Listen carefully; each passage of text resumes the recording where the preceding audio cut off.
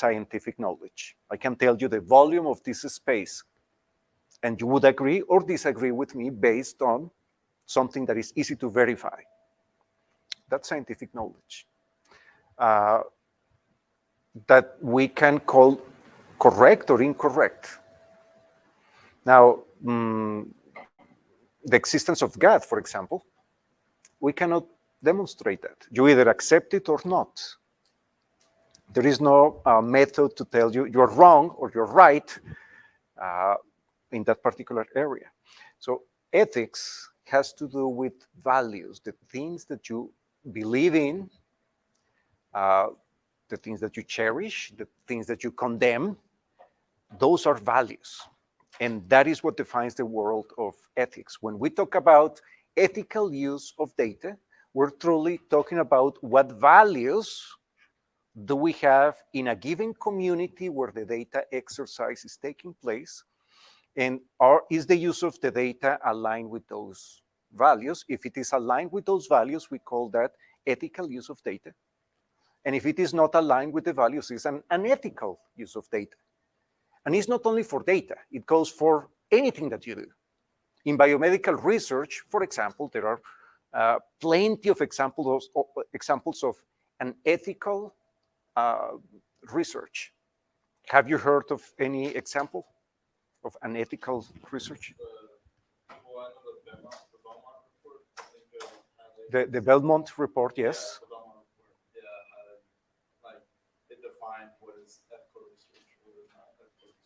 Right, and this is based on particular examples of misconduct in research. Muskegee Airmen, have you heard about that? When certain people were intentionally infected with syphilis and they were intentionally denied medical care for that condition because somebody wanted to know what happens when somebody reaches the end when they're infected with syphilis. Now, if you don't know about syphilis, it has 3 stages. The tertiary state is called neurosyphilis. It just drives people mad. It's a horrible way of dying. And for somebody to think, yeah, we're going to let them die just so we can measure and we can observe and document. That happened in the US. And it's not the only example of unethical uses of fill the blank. In this case, we're going to focus on data. And if we're going to talk about uses of data, the first thing that you have to understand is that all data is biased. It is impossible to produce a data set that does not have a bias. Bias because the collection method, for example, is restricted. So if you're gonna, if you want to collect people's opinions about what do you think of the color yellow, just to put something silly, and you conduct that survey from 8 a.m. to 6 p.m., you're excluding people who come to work at 8 p.m. So you already have a bias, and you're just asking, what is your opinion of the color yellow, right? It's inescapable. Always there is bias in data. Well, even in the stock market, if you are collecting data about every single transaction in every single quote that is taking place in your data set, and you have a perfect data set, is there bias in that operation? Well, maybe that's one of the few examples in which we have exactly everything that happened. Of course, the challenge here is that you cannot collect and use that in real time. It's too much data, and you will not be able to fool the stock market and make money. That's why those people who talk about market models are still gainfully employed, and nobody has become a billionaire and left their current position. So let's see what I already invited you to review. Abraham Wald, the case of the missing bullet holes. This image is straight out of Wikipedia. That's not the image that Abraham Wald produced.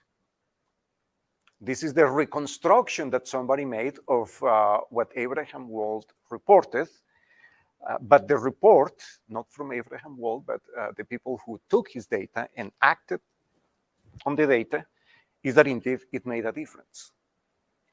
Because then the losses in these planes were decreased.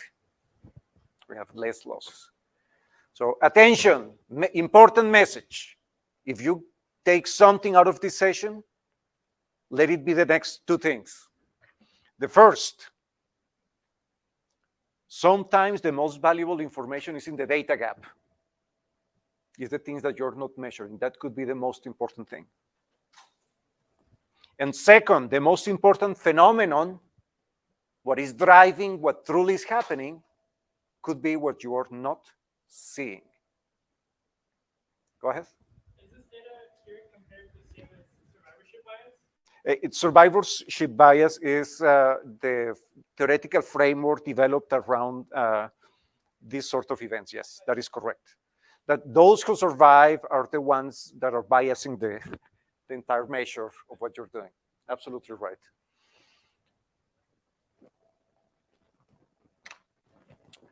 Now let's take a look at other case. Jason Richwine. This is a doctoral dissertation from 2009, very recent in terms of scholar activity. 2009 in the Harvard Graduate School of Arts and Sciences.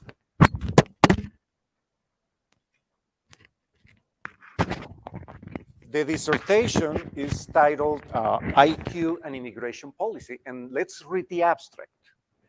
The abstract says the statistical construct known as IQ can reliably estimate general mental ability or intelligence. The average IQ of immigrants in the United States is substantially lower than that of the white native population. And the difference is likely to persist over several generations. In case you were wondering, it's not true. This is one of the most pitiful dog whistles that made it all the way to being a doctoral dissertation from Harvard. But of course, this is not a person that arrives and says, I want to publish my doctoral dissertation, here it is. There is a major professor who supervises, and then there is a committee of people who supervise that, and there is an entire community supporting this. Now, one of the main criticisms, and I remember being there, pulling my hair, that's why I don't have any left, saying, what the heck, how can somebody say this? One of the responses that this individual gave was, find the error. It's a regression. Find the error, tell me if I'm wrong. And that, he was able to ride that wave in some communities because nobody could find the error. It was technically correct. All the statistical analysis was done correctly. And that argument, like find the error, just deflected attention from the true issue. What data are you using? You're making this statement. Let's see what is supporting the statement. The data happens to be absolute garbage, collected by a collective of white supremacists. And of course, this is the conclusion that I mean, he's technically correct. Given the data, this is the only sensible conclusion. But is that conclusion correct? How many of you are daughters or sons of immigrants? There you go. So according to this person, you are less intelligent than him and many people like him. BS, right? Data is biased. If you take something out of this activity, is you cannot be the blunt instrument of ignorance by being technically correct. It's important that you become technical experts in your data analysis, that you do this correctly. That's why, coming from the math department, and I'm telling you, you need your math. You need to do it very well. Because if you have it very strong, nobody's going to try to erode your position when you make a statement based on, oh, but you did your regression wrong, or you should have used this other method. You can say, no, it's the right method. I know. I was trained at UTSA. And people will back off, oh my God, he comes from UTSA, she comes from UTSA. No, that's where we want to go. But it's not sufficient with using the right equation. You have to understand the data. The data that you're using here today and tomorrow, that natality data, has been used by the same group who produced the data for this to say white kids are genetically superior. There is no genetics in that data set, by the way. But they have said they're genetically superior. How come? Well, because they die less. But what happens if you don't have access to healthcare? What happens if you don't have access to maternity care, to good nutrition? So the issue is different. And these things do not show up in the data directly. It's the context of the data, the context in which the data was produced. You always have to ask the question, is the question that I'm asking the right question to ask when you're doing your analysis? Or should I be asking something else? Should I be looking for something else? Is this data set that I have usable? Because it was technically correctly used, bias has been minimized. And because we already said all the data sets are biased with very few exceptions, you have to capture the bias. Understand what is the bias in the data set and make it very explicit when you do your analysis, saying this data has the following biases or the following deficiencies, and identify what you can identify. When you do that, you become very well qualified and you position your analysis yourself as a very good data analyst. Then the technical part of it, that's the easy part. I know that many of you came to the Datathon thinking, I'm just going to do programming and I'm going to learn how to do this, and then the techniques and the programming language has to be this one. In which IDE do I have to use? Do I use Visual Studio Source or do I use Spider? And that's the easy part. You can learn that. Actually, I encourage you to learn multiple programming languages because different communities have different programming languages. Learn Python. Learn R. It's good. Learn MATLAB and Octave. C and Java. You should be able to use tools from all this because that's not the limiting factor. The limiting factor is this, understanding your data. So because we're out of a pandemic that really taught us a lot about the world and about ourselves. For example, in the 19th century, probably you know, and if you didn't know, then now you know, diarrhea was a common occurrence. It was a fact of life. I mean, there were no refrigerators, food would go bad quickly, and people would have diarrhea once a week if they were wealthy, or every day if they were poor. It was just a fact of life. Then by mid-19th century, we realized perhaps we should filter the water, and maybe we should drink clean water. Well, in the 21st century, we have learned that perhaps we should filter the air. That's why we have these boxes. So it's capturing all the air, filtering, capturing all the virus, bacteria, etc., because respiratory disease shouldn't be a fact of life. But I know that you have learned a lot about COVID-19 in the past 2 years. Now, epidemiology has become a household conversation, something that we just dreamt about, those of us who were working in that field. Like, oh, I wish people would talk about epidemiology at dinner, and now everybody's doing it around the world. So because we have learned, it's gonna be a very good example. All of you will understand what I'm telling you. The red line represents daily counts. As you know, there were daily counts of cases during COVID-19. And local news were saying, and today we had 10 new cases, 200 new cases. But there is a problem. Daily counts is not the same as the number of cases. Why? Because At the beginning of the pandemic, when the numbers were small, when somebody showed up with COVID-19, there was case tracing. So you showed up to the health department, one of the testing centers, and somebody asked you, okay, so what is your name? What is your phone number? The test is positive. They start calling you. Where were you? Who did you talk to? What is your family members? And they start tracing who else have had contact with you.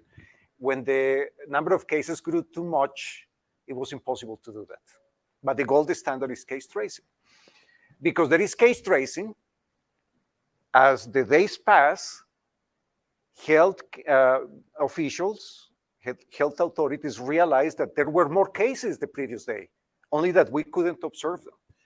So for a given day, salud, for a given day, you might have the following. A number of, a count of cases, which is the bottom of this vertical line. 2 days later, only 2 days later,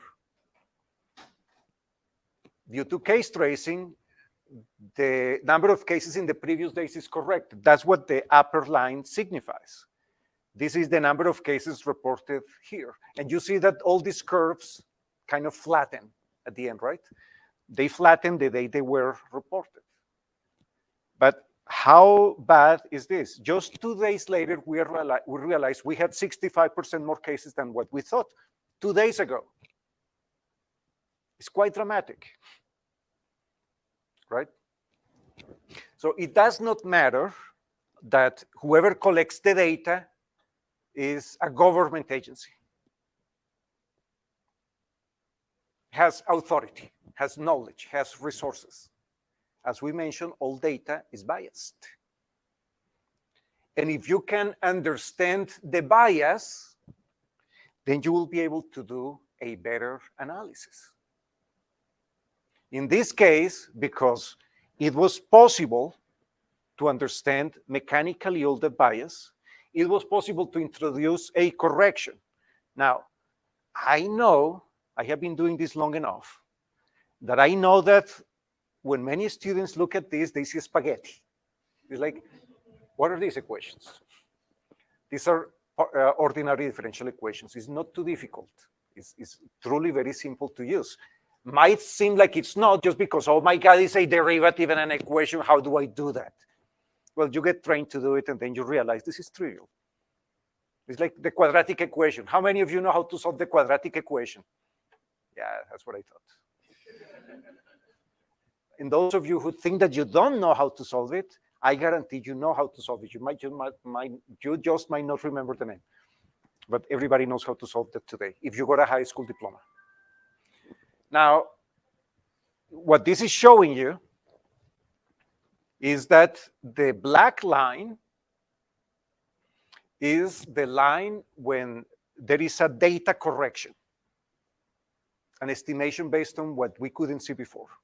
And if you look at the black line versus the last day in the previous slide, which is this top blue line, this is what we're showing here, it's able to capture what happened in the past. And if you do this, then you're able to do much better predictions. Now, the other thing that you have to take into consideration when you're doing data analysis is socioeconomic factors.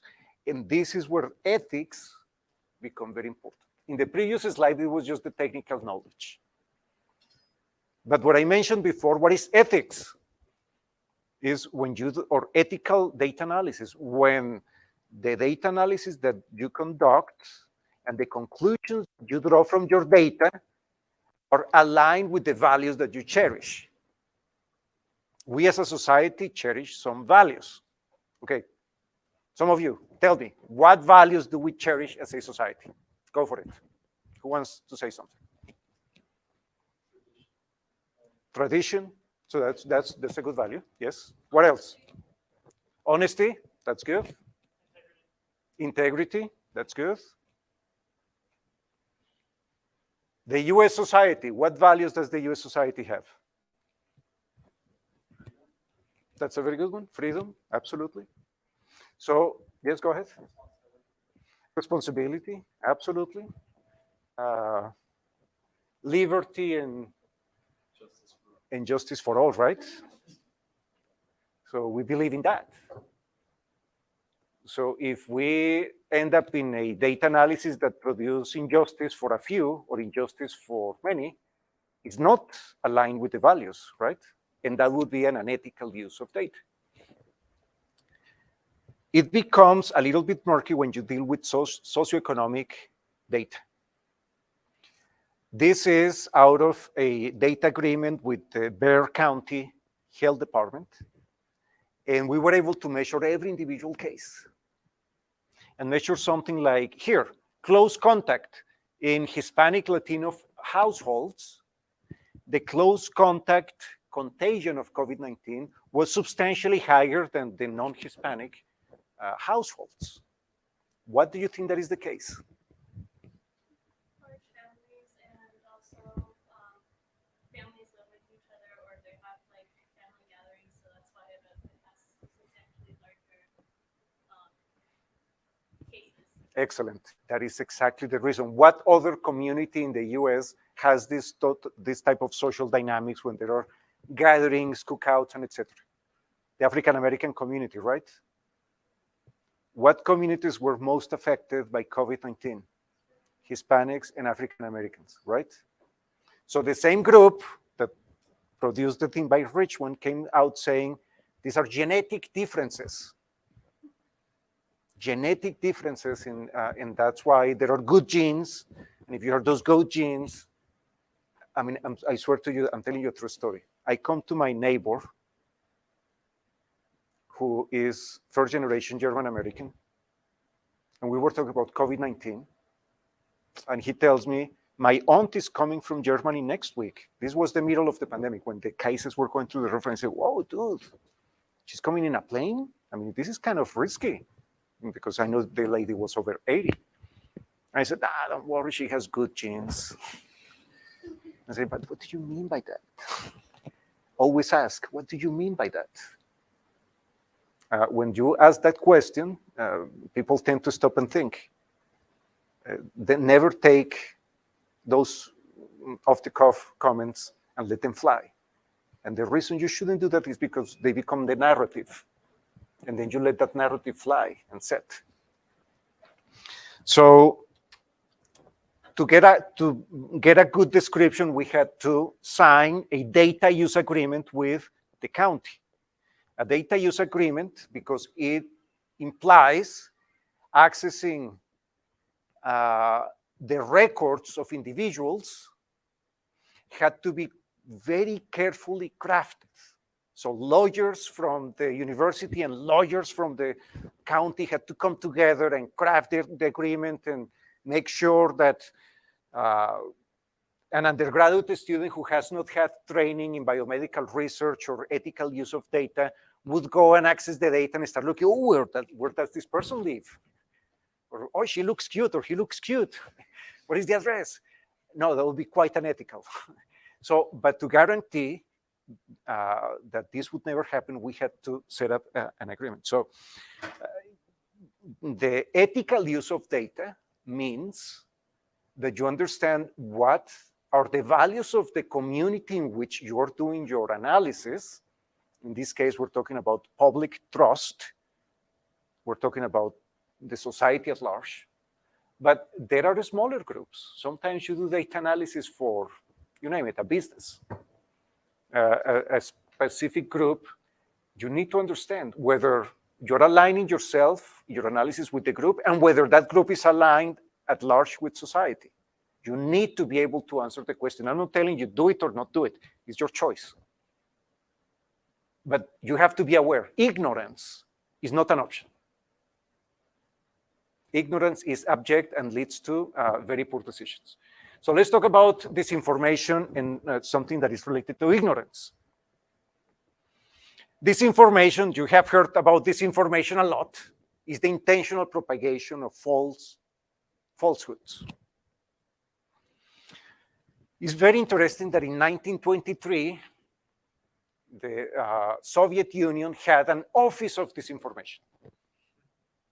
It was true. They had a literal office of disinformation. Their mission was to propagate falsehoods. Now, they didn't invent it. You can go as early as Herodotus in Greece, 2,500 years ago, to get the first reference to disinformation and how it's used in wars. But in 1984, this KGB defector, Yuri Bezmenov, went to Canada, and he started giving the same interview 100 times. You just have to watch it once, and then you watch all the 100 interviews. And one of the things he was saying is the mission of the Office of Disinformation is to change the perception of reality so that despite of abundance of information, no one is able to come to sensible conclusions. Does it sound familiar? Like during the COVID-19 pandemic, when people were saying, it's just the flu. Don't worry about it. It's just the flu. It's the Chinese flu. We don't have to worry about it. We're making a big something about nothing. 1.3 million dead people later, nobody's saying that anymore. But it was intentional propagation of false information. To the point, and you will see the data later, that you can measure in number of deaths the communities that have one political inclination versus the other. Not because of party. That's not the issue. I'm not going to tell you, be Democrat or be no, that's not the issue. The issue is that this information was propagated in the last 3 years along party lines, concentrated in one particular group to create division. A very intentional use, because the moment you call it and you point to it, it causes allergy. Oh, you're being partisan. And then the conversation ends right there. It's impossible to get the message across.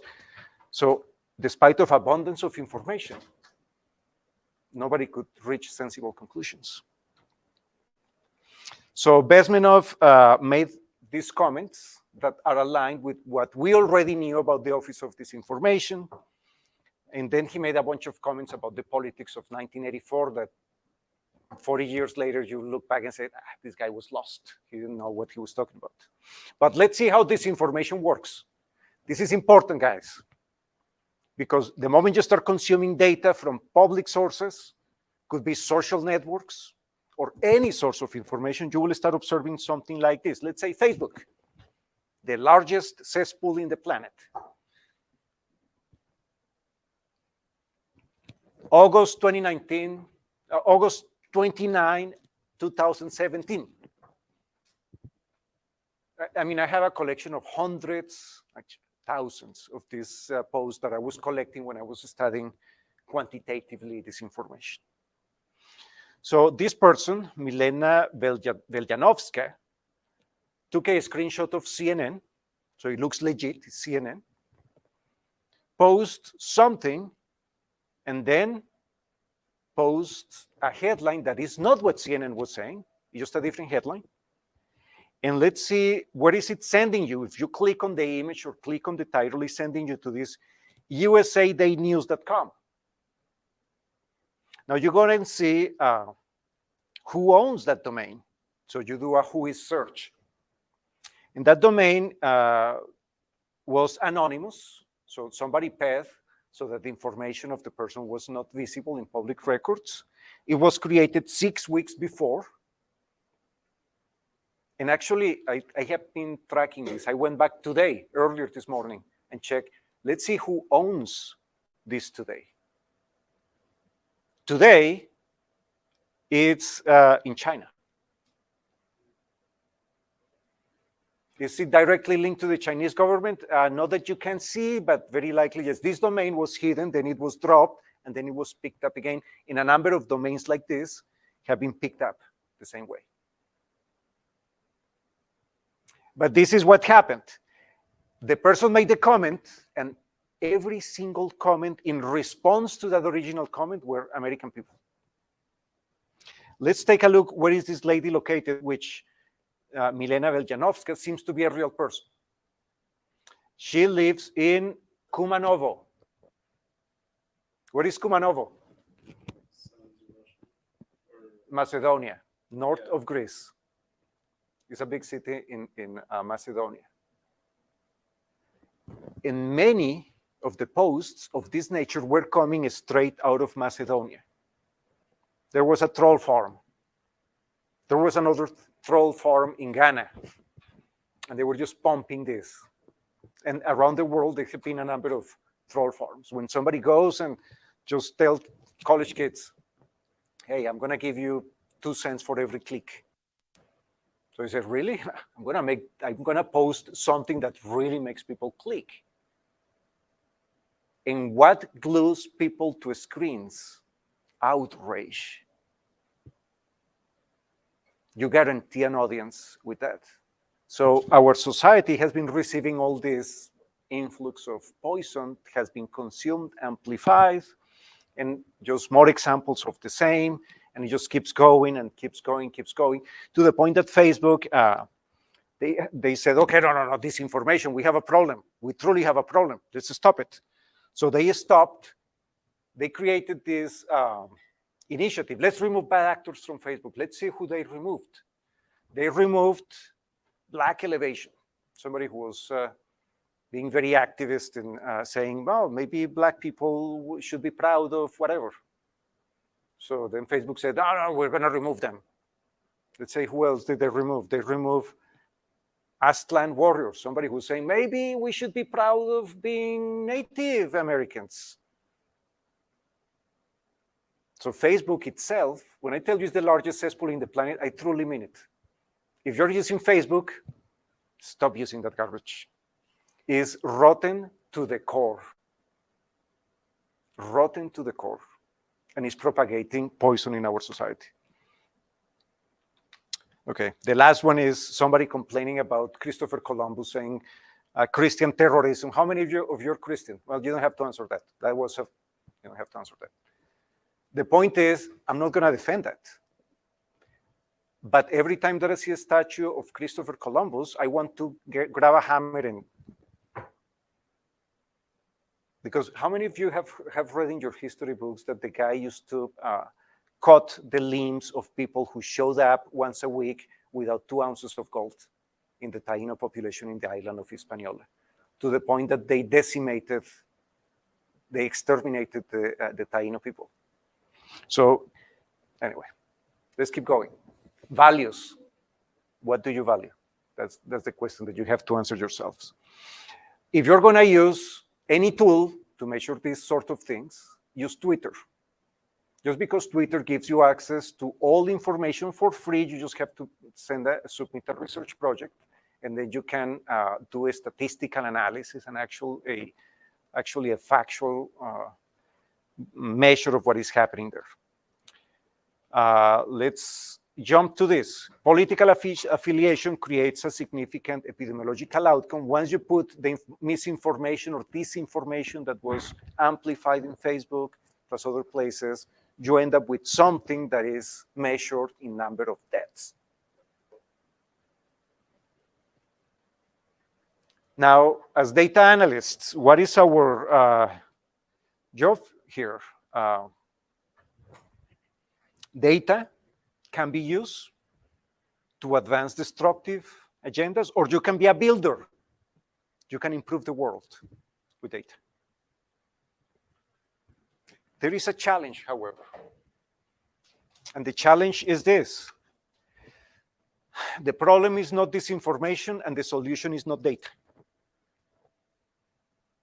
What I mean by this is that if you have a person who already consumed at some point in the past this information,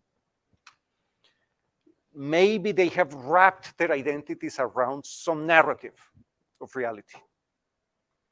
And it does not matter that you show the proof. You're wrong because it will not work. Why? Because of values. Let's go back to where we started. That you can know the temperature of this room, you can know the volume of this room, and you can reach agreement about that because that's scientific, verifiable information. Can you know God? No, you cannot. You can opt to be, no in a scientific sense. You can opt to believe, opt not to believe, that is fine. But that's where ethics starts. Ethics is not scientific knowledge, is not verifiable. There is nothing that you can touch in an ethical sense with data, but there is something you can do with data. And that is build stories, create a narrative of what you are observing, understanding what are the limitations of the analysis, the limitations of your data, the biases in your data, and the society that you're serving.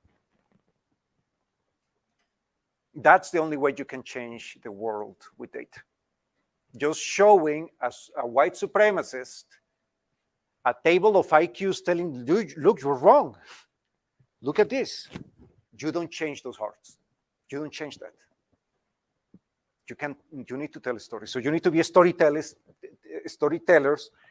technical storytellers. You have to be convincing, persuasive, but grounded in sound technical knowledge and a full understanding of the society and the community that you're serving. You need to know what your values are. And you need to be able to walk away when the task asked of you does not align with those values.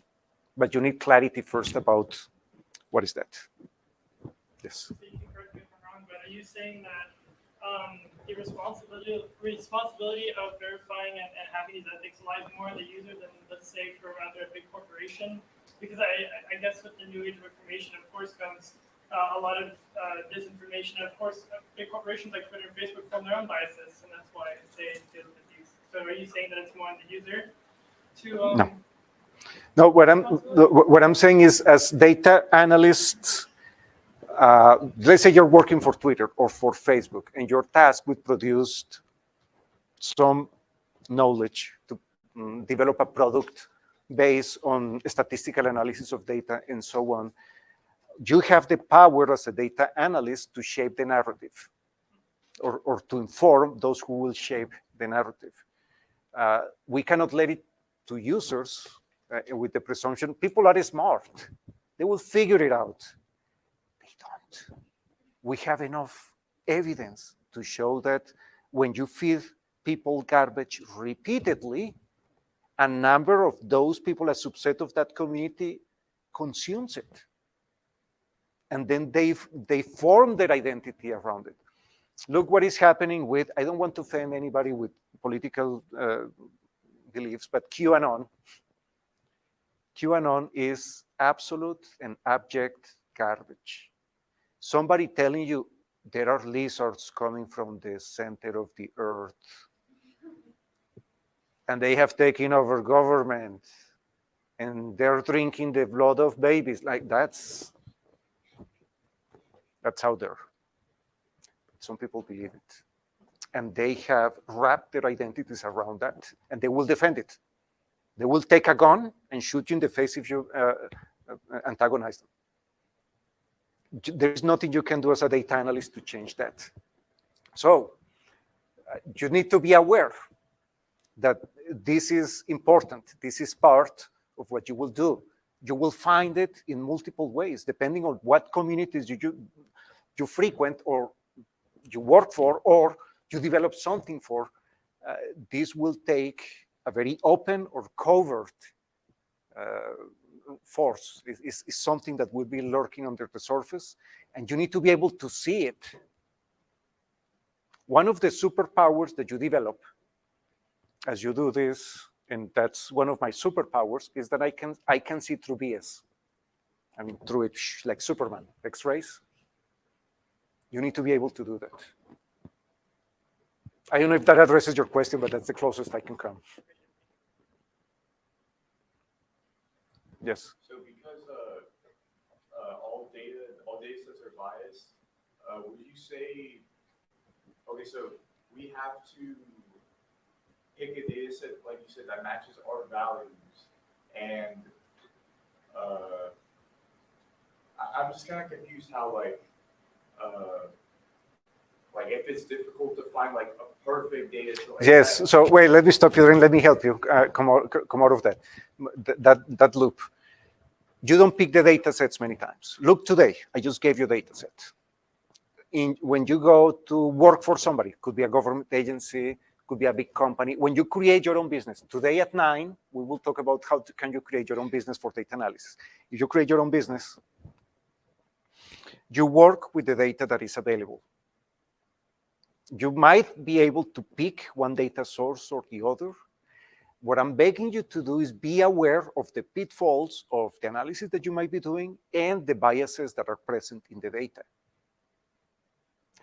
There are no true answers when you do data analysis. The truth is for people who are studying the Quran or the Bible. That's the truth.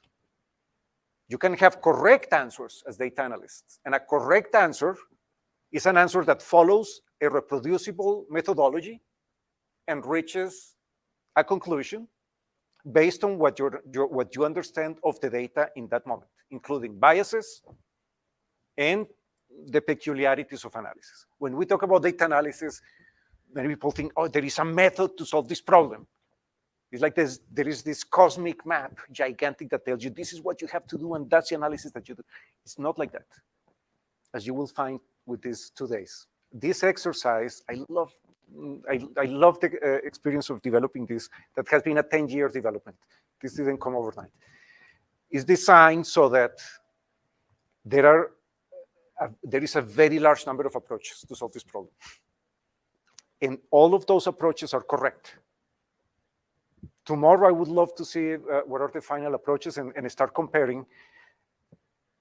They are correct if you can justify what you did. But yeah, thank you for asking that. That's a very important point.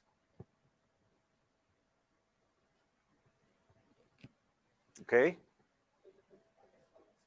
Yeah, please go ahead. So other than users being able to identify false or perhaps blatant misinformation, regarding that aspect of their responsibility, how do you think these corporations or businesses to go about making sure that this data is correct and making sure that what they're putting out is as least biased as possible?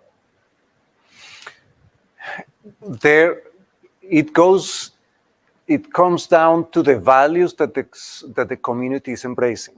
And I'm not talking about society at large, because let's say Facebook. Nothing happens on Facebook without Zuckerberg's approval. So you have to ask yourself or him or observe in the abstract, what are the values this person embraces? And we can get on a conversation about what can we speculate about the values, but they seem to favor profit above all else. That seems to be the driving force. So the value of the company is let's make money. And everything goes toward that goal. If by making money, it means that we torch US democracy, so be it, we're making money. It's like Fox News. Fox News, if Sean Hannity and this other guy, Tucker, whatever,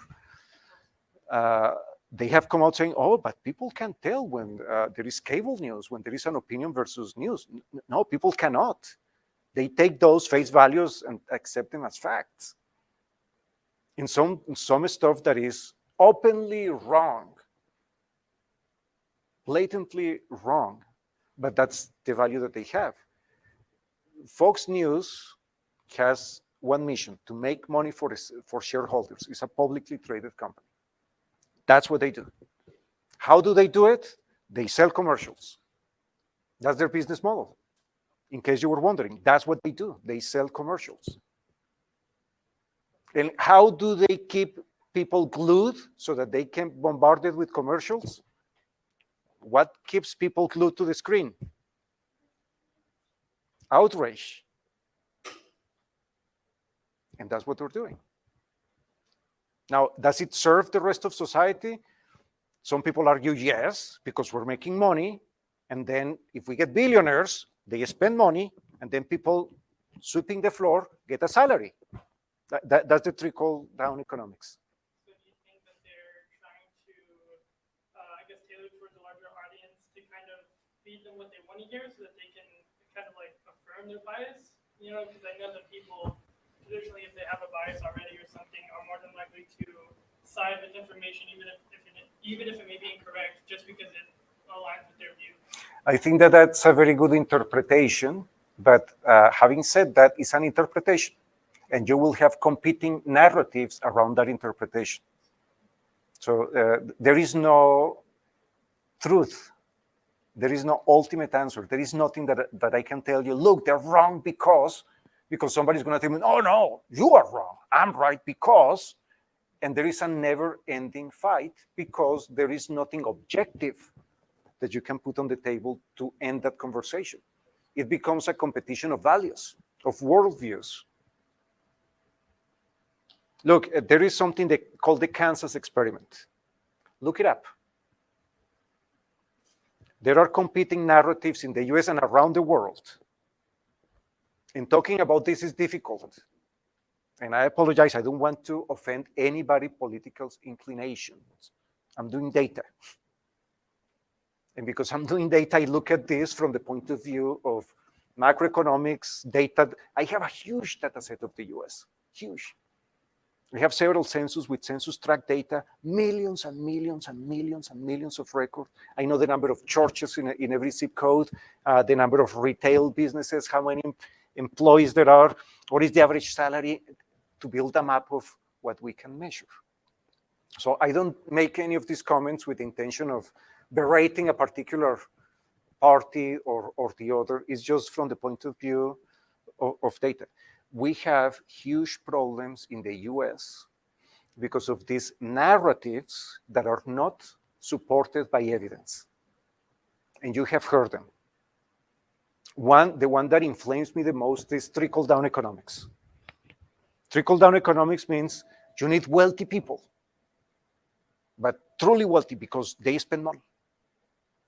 So you should reduce the taxes on the wealthy people because then they spend more. And we, the poor people, we receive the crumbs coming from the wealthy people. So it's good for us to receive those crumbs. That has been promoted over and over and over again to the point that in the state of Kansas, 10 years ago, the legislature put the experiment to test. So let's remove all the taxes for the high earners, and the state was bankrupt in 3 years. It's the first time that the trickle-down economics model was put to test.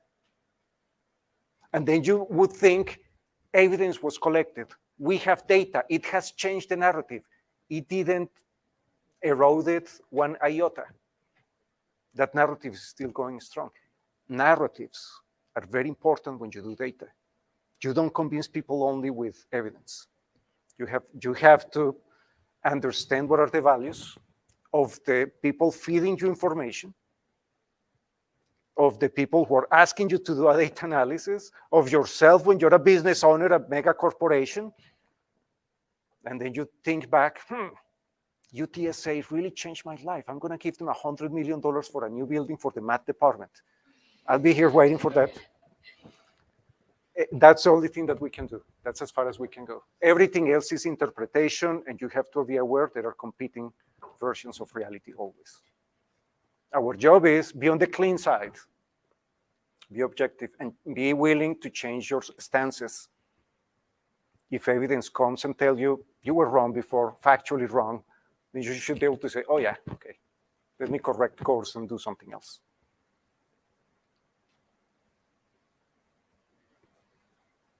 Okay? Something else, last chance. Go ahead, Sean. Right. So I was just thinking through everything that you're this talk as well. What I think too is data analysts, they work and do all this stuff, cleaning and looking at tiny verse and everything, and trying to get something to present to, say, the layperson, say, in business and industry and governments. And I guess one thing I'm worried about too is how can we, as the person doing the research and the analysis and everything, writing the report, be sure that the meaning that we found or whatever was in there actually gets the correct message across to save labor. Tell the story. All of you will have the chance to tell a story tomorrow when you do your report. So one of the things that I want you guys to take out of this datathon is that the ability to tell the story, the ability to wrap your analysis in a nice, tight package that hopefully is aligned with your values. But if it is not, you should know it. It's okay to sell your soul if that's what you want to do. It's okay. You just need to know that you're doing it. That's as far as I can go, Sean. I mean, beyond that is very difficult. Just know that the power, the superpower that you have, you need to develop the superpower to see through BS. You need to develop the superpower to tell your story. And my advice, and this is just advice for life, be truthful to your values, whatever those are. And always ask questions. Always ask questions. Remember that what do you mean will take you a long way. Okay, guys, I think we should go up. We'll continue.